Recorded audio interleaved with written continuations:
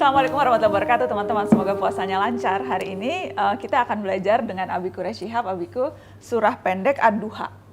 Kita ingin tahu makna Ad-Duha, tujuan utamanya dan apa yang bisa kita pelajari dari surah ini, Abiku. Ad-Duha ini surah yang cukup populer juga. Betul. Baik, bismillahirrahmanirrahim. Wadduha wal laili idza saja ma wadda'aka rabbuka wa ma qala.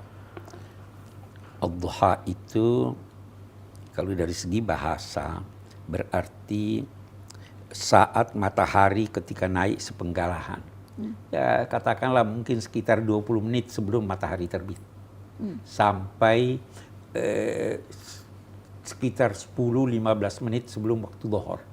Nah, tetapi yang paling baik cahayanya itu ketika awal naiknya hangat tapi tidak terik. Okay. Dan jelas. Surah ini berbicara tentang anugerah Allah kepada Nabi sambil menanamkan optimisme kepada beliau. Mengapa itu? Sebelum turunnya surah ini, sudah sekian banyak surah-surah wahyu-wahyu yang beliau terima. Iqra, Al-Muddatsir, Al-Muzammil, Qul huwallahu ahad, ada sekitar 10 kali malaikat Jibril turun. Tiba-tiba terhenti turunnya. Nabi gelisah. Beda-beda pendapat ulama berapa lama terhenti. Ada yang berkata 12 hari, bahkan ada yang berkata 40 hari. Padahal biasanya sebelumnya? Biasanya hampir setiap hari. Sampai 10 surah? Sampai 10 surah itu, hampir setiap hari. Maka Nabi gelisah. Kegelisahan Nabi itu diketahui oleh sebagian masyarakat. Maka orang-orang musyrik berkata, oh Nabi Muhammad sudah ditinggalkan oleh Tuhannya. Nah, maka turun surah ini. Wadduha wal laili idza saja ma wadda'aka rabbuka wa ma qala. Mari kita lihat mengapa Allah memilih kata duha dan lail, malam. Malam bukan awal malam, malam ketika hening. Malam ketika hening itu sudah gelap gulita. Begitu matahari terbenam, itu sudah malam namanya, tapi masih ada terang. Ya. Oke. Dia ingin berkata begini, kedatangan wahyu itu bisa diibaratkan dengan cahaya yang begitu nyaman yang terjadi pada waktu duha. Ayat pertama itu. Ayat pertama. Dan ketidakhadirannya itu dapat diibaratkan dengan kegelapan yang sangat gulita. Tetapi bukankah setelah gelap timbul terang? Bukankah bukan bukti tidak akan adanya fajar kalau malam telah gulita? Demikian juga keadaanmu wahai Nabi. Itu ayat ketiga ya, Bi? Tuhanmu tidak meninggalkan. Tuhan pemeliharamu tidaklah meninggalkanmu. Tidak pula dia. Ada kata-kata berikut yang tidak pula dia sangat membencimu.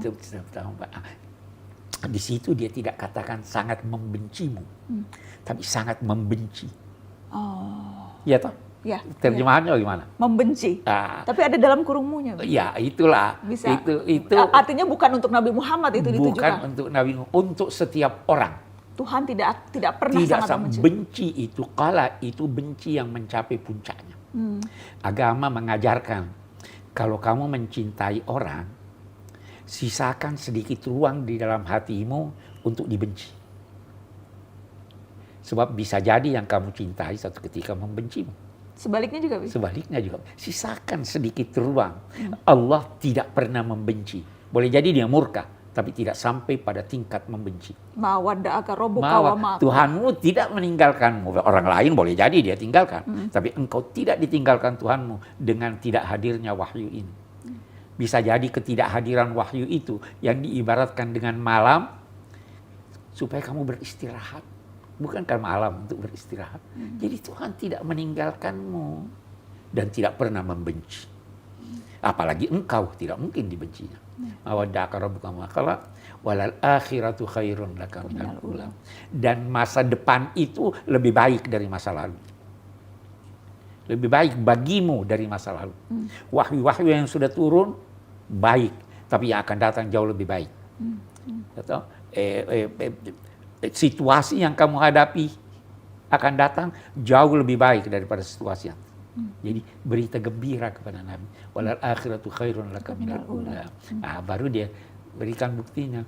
Alam yajidka yatiman fa'awa. Bukankah engkau dulu yatim? Tidak ada melindungimu, ayahmu, ibumu wafat. Lalu dia melindungimu melalui kakekmu, ya kan? Alam yajidka yatiman fa'awa wa wajadaka dhallan fahada. Dia mendapatimu. Ada orang yang sering keliru. Dhalan diartikannya sesat. Sebetulnya di sini Abi tulis bingung. Bingung. Kenapa? Dhal itu adalah tidak mengetahui arah. Orang yang berjalan di jalan terus bingung, ini saya ke kiri atau ke kanan, itu namanya dhal. Arah itu baik arah fisik maupun arah pikiran. Dia mendapatimu bingung. Bagaimana wahai Tuhan masyarakat ini menyembah berhala? Bagaimana jalan keluar wahai Tuhan? Maka fahada, dia memberikan kepadamu hidayah bermula ketika engkau berada di gua Hira. Kemudian, bukankah itu anugerah yang besar? Wa wajadaka dhalan fa wa wajadaka ailan fa'agna. Dia mendapatimu miskin, lalu dijadikanmu, ada orang menerjemahkan kaya, bukan kaya. Dijadikanmu tidak butuh. Ail itu orang butuh. Berkecukupan, Abi tulis. Dan dia mendapatimu seorang yang kekurangan, lalu dia memberikan kecukupan. Berkecukupan. Jadi apa? Kaya itu diukur dengan ketidakbutuhan. Semakin butuh Anda, semakin miskin. Ya kan? Kalau tidak butuh, itu kaya. Jadi bisa jadi orang yang sedikit hartanya lebih kaya dari milioner. Karena dia kebutuhannya tidak banyak. Jadi kecukupan itu bukan hanya karena Khadijah kaya yang dia, tapi memang merasa cukup dengan apa yang dianugerahkan Allah. Wajarka ailan fa'agna, baru fa'amal yatima fala taqhar. Kalau begitu jangan hardik anak yatim. Wa masaila fala tanhar. Yang bertanya jangan hardik dia. Guru-guru jangan hardik muridmu yang bertanya. Ya kan? Ini ada orang minta sesuatu, minta di jalan, kita lagi bingung nih. Tidak boleh dihardik. Wa amma bi ni'mati rabbika fahadits, nikmat Tuhanmu hendaklah engkau sampaikan. Abi mau berhenti dulu sedikit di sini. Kita lihat ini ada 3 tuntunan. Amal yatima fala taqhar, wa masaila fala tanhar, wa amma bi ni'mati rabbika fahadits. Terhadap anak yatim jangan sewenang-wenang, terhadap peminta jangan menhardik, terhadap nikmat Tuhan sampaikanlah. Sampaikanlah. 2 yang didahulukan itu berkaitan dengan manusia. Yang satu yang terakhir berkaitan dengan nikmat Tuhan, anugerah Tuhan. Dahulukanlah kemanusiaan daripada keberagamaan. Kalau tidak dapat dikompromikan, ya, dahulukan. Ada seorang, Anda harus bayar zakat, oke? Ini hak Tuhan. Tapi ada orang yang butuh diutangi, kasih dia utang dulu. Nanti kemudian baru dahulukan kemanusiaan. Nah, ini 2 baru terakhir. Jadi hak Allah belakangan. Hak Allah itu dasarnya toleransi. Hak manusia itu dasarnya tuntutan.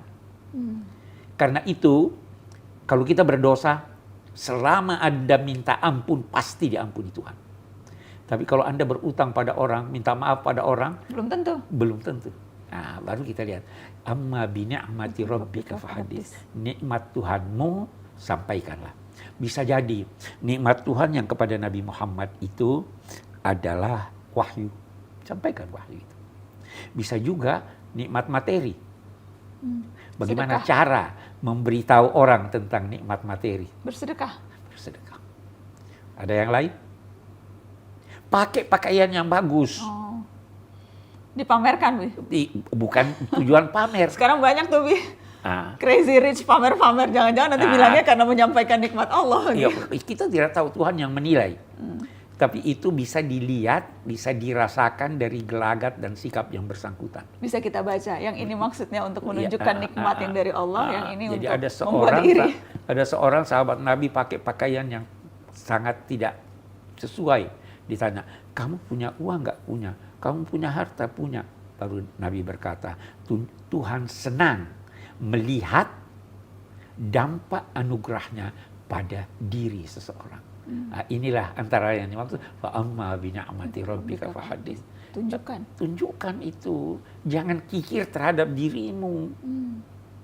Kalau bisa berpakaian yang bagus, pakaian, tapi jangan berlebihan. Jangan berlebihan, jangan pamer.